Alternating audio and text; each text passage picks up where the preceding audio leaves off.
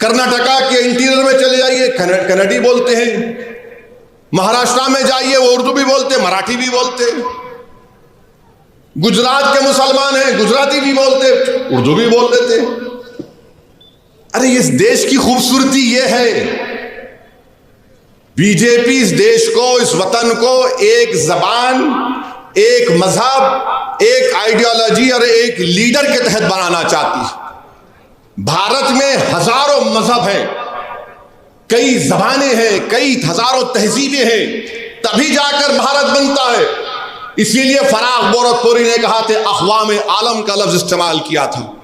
अब इनको समझ में आया नहीं मालूम, मगर हमारा काम यह है कि इनको समझाना और इनको बताना कि उर्दू से दुश्मनी करना जिद्दोजहद आज़ादी से दुश्मनी करने के बराबर। कल हम लोगों ने यहाँ पे इसका शुभारंभ किया, समाजवादी पार्टी ने उसका विरोध किया है और मुझे लगता है कि प्रोसीडिंग का हिस्सा होना चाहिए, इनको समाज के सामने एक्सपोज करना चाहिए। अपने बच्चों को ये लोग पढ़ाएंगे इंग्लिश स्कूलों में और दूसरे के बच्चे के लिए अगर वो सुविधा सरकार देना चाहते हो, कहते नहीं उर्दू पढ़ाओ इसको, यानी उसको मौलवी बनाना चाहते हैं, कठपुल्ला पर जोड़ के इसको ले जाना चाहते हैं। ये नहीं चल सकता।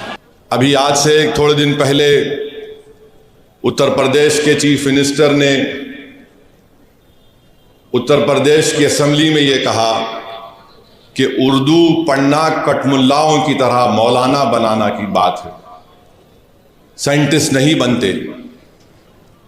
अब जाहिर है उत्तर प्रदेश के मुख्यमंत्री को तो उर्दू नहीं आती, मगर वो साइंटिस्ट क्यों नहीं बने, उसका जवाब वही दे सकते हैं। उत्तर प्रदेश के मुख्यमंत्री ने कहा कि उर्दू पढ़ने से कठमुल्ले बनते हैं। अब उत्तर प्रदेश के मुख्यमंत्री के जो बुजुर्ग थे या जिस आइडियोलॉजी से वो आते हैं, उनके किसी भी शख्स ने इस मुल्क की आज़ादी में हिस्सा नहीं लिया। ये गोरखपुर से आते हैं और उसी गोरखपुर से रघुपति साहेब फराग भी आते हैं। फराग गोरखपुरी उर्दू का एक बहुत बड़ा शायर था, मुसलमान नहीं था। अगर शायद असेंबली में कोई उठ के बोल देता मुख्यमंत्री को, तो मुख्यमंत्री बोलते नहीं उन्हें भी कठमुल्ला है। तो ये इनकी ये इंटेलेक्चुअल कैपेसिटी है इनकी। फराग गोरखपुरी गोरखपुर के शायर थे, उर्दू के बहुत बड़े शायर थे। अब मेरे अजीज दोस्तों और बुजुर्गों, जिसके जहन और दिल पर गहन लग चुका है, तो दुनिया की कोई रोशनी उसके सर पे नहीं पहुंच सकती। फराग गोरखपुरी का शेर क्या है सुनिए, ये बीजेपी आरएसएस वालों को बता रहा हूं, जो उर्दू बोलने वालों को कठमुल्ला कहते हैं। फराग गोरखपुरी ने कहा था, सरजमीन हिंद पर अक़वाम आलम के फराख, सरजमीन हिंद पर अक़वाम आलम के फराख, काफिले बसते गए हिंदुस्तान बनता गया। सरजमीन हिंद पर अक़वाम आलम यानी नेशंस आए इस देश में, बसते गए हिंदुस्तान बना। अब ये जो आर्ग्यूमेंट इनका आरएसएस का है कि नहीं ये बाहर से आए, तुम भी बाहर से आए, जितने आर्यंस है बाहर से आए, अगर ओरिजिनल है तो द्रविडियन और ट्राइबल लोग हैं। फराग गोरखपुरी ने सच्चाई को बयान कर दिया। अब इनको नफरत इतनी उर्दू से है कि इनको शायद ये भी नहीं मालूम होगा कि हसरत मोहानी ने कलकत्ता में अंग्रेज लीडर कौन था, मॉन्टेग्यू के खिलाफ हसरत मोहानी ने नारा लगाया था। क्या नारा लगाया था? इनकलाब जिंदाबाद, इनकलाब जिंदाबाद। अब शायद इनको यह भी नहीं मालूम होगा कि सुभाष चंद्र बोस, नरेंद्र मोदी उनका स्टैचू लगाए दिल्ली में। अब नरेंद्र मोदी इनको छोड़ दिए, तुम जरा ये बोलते रहो। सुभाष चंद्र बोस जो आजाद हिंद फौज बनाए थे, उसका नारा क्या था? इत्तेहाद, एतमाद और कुर्बानी।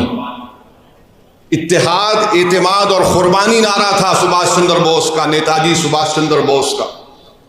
इस हैदराबाद से वजीर सुल्तान एक मशहूर फैमिली थी, उनके एक खानदान के फर्द नेताजी के साथ चले गए भारत छोड़ के।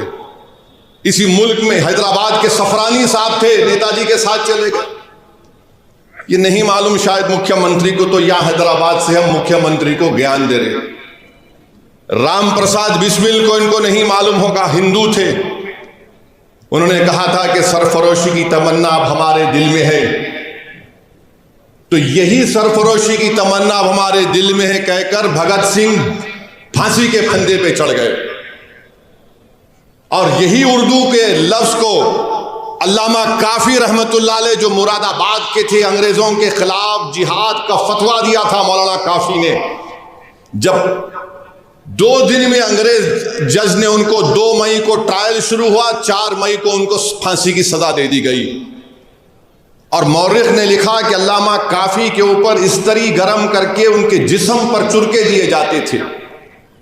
वो अल्लामा काफी जब फांसी के फंदे की तरफ जा रहे थे तो उनके उर्दू के अशार नातिया उर्दू के अशार थे। उत्तर प्रदेश के मुख्यमंत्री, आप उत्तर प्रदेश के मुख्यमंत्री हैं, मौलाना काफी मुरादाबाद के थे। फतवा दिया अंग्रेजों के खिलाफ जिहाद का, कठमुल्ले तुम बोलते ना। क्या कहा था अल्लामा काफी ने? कोई गुल बाकी रहेगा ना चमन रह जाएगा, पर रसूल अल्लाह का दीन हसन रह जाएगा।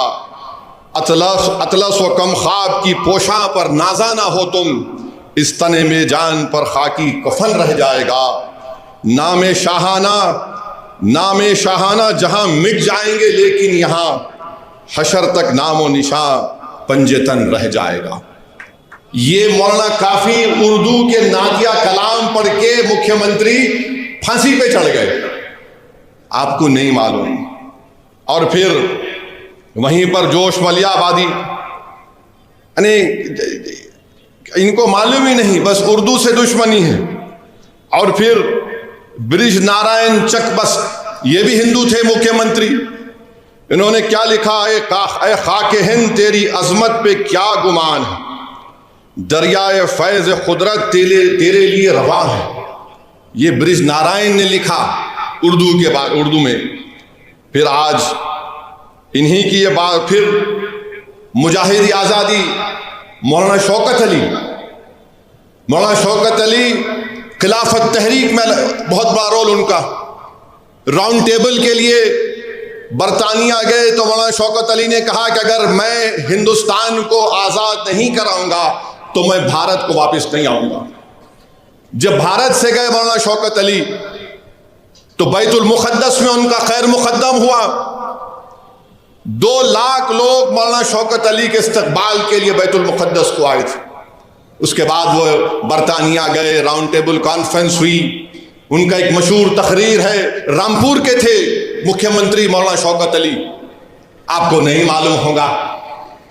मौलाना शौकत अली ने एक शेर कहा था, शायद ये आपके लिए और आरएसएस और बीजेपी के लिए कहा होगा, यकीनन कहा होगा। मौलाना शौकत अली ने कहा, दौरे हयात आएगा खातिल, दौरे हयात आएगा खातिल खजा के बाद, दौरे हयात आएगा खातिल खजा के बाद, है इब्तिदा हमारी तेरी इंतहा के बाद।